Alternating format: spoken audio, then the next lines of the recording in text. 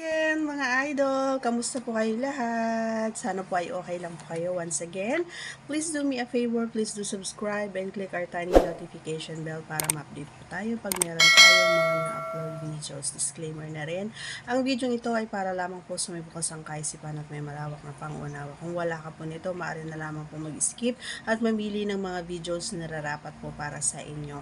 And ang ating pag-uusapan naman ngayon ay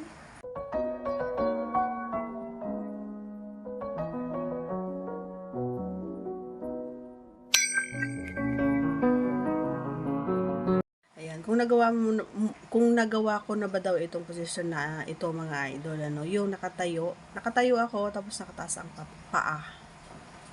Ayan. So, siguro ibig sabihin na idol ay yung tayo parehas tapos nakataas. Ibig sabihin nandito sa balikat, kumbaga. Yung isa lang. Oo, nagawa ko na yun yung isa lang. Pero kapag dalawa kasi parang noong payat ako nagawa ko, pero ngayon hindi ko na nagagawa. And syempre dahil may edad naman na tayo, hindi namang ibig sabihin na lahat nagagawa na posisyon, mga idol. So wag mo iisipin yung sarap minsan, isipin mo rin yung kapakanan mo, kasi minsan baka sa sobrang saya mo nabalian ka na pala ng buto, 'di ba? Pero dun sa tanong mo idol is yes, nagawa ko na yon. And yung feelings naman ay masarap na mahirap. Oo, yun.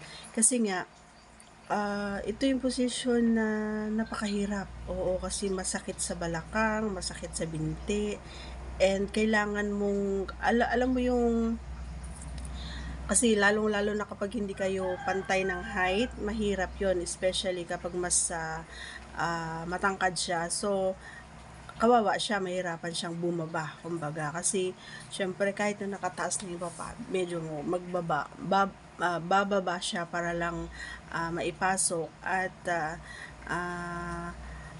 yung makapag ano siya, yung kadyot niya is sakto lang, hindi yung kapag matangkad naman yung babae at mababa yung lalaki, mas mahirap naman na ulit, 'di ba? So mahirap talaga yung posisyon nito is mas maganda kapag ginagawa na parehas yung height nyo. And para sa akin, bihira lang, or minsan ko lang, or 2 beses lang nung payat pa ako.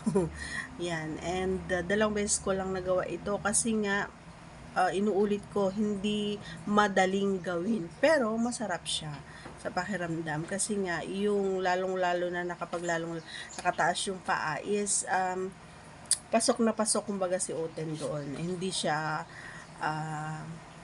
and mag-iingat ka lang, kasi kapag once na ipasok mo na, dahan-dahan ka lang sa pag labas-pasok or pagkadyot, gawa nga ng may possibility na maaalis siya or mahugot siya, kasi mahirap na yung posisyon na iyon, totoo. Para sa akin, napakahirap. Okay? Pero masarap siya. And ang dahilan kung bakit ko sinasabing masarap para sa akin is, kahit na nahihirapan ako, is naaabot niya, 'di ba, nasusupsup niya, kumbaga, yung jowlens ko. So kaya nasasabi ko, 'di ba, lagi kong sinasabi na gusto ko 'yon kapag inaano yung jowlens ko. And real talaga ako pag nasasagi, kumbaga, ng katawan niya, lalong-lalo na kapag nandun sa may mismo mukha niya or sa bunganga niya ng jowlens ko. So, yun lang. And syempre, mas madalas talaga kapag ganitong posisyon, mas madalas na yung lalaki yung nag-e-enjoy, hindi yung babae.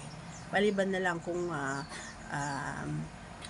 katulad ko siya na flexible, kumbaga, na kayang-kaya niyang gawa ng paraan para lang matapos din yung babae. So, for me, hindi ako natatapos sa posisyong ito. Honestly, hindi talaga. Pero masarap. Masarap naman. Okay, so that's all for today's video. Ayan.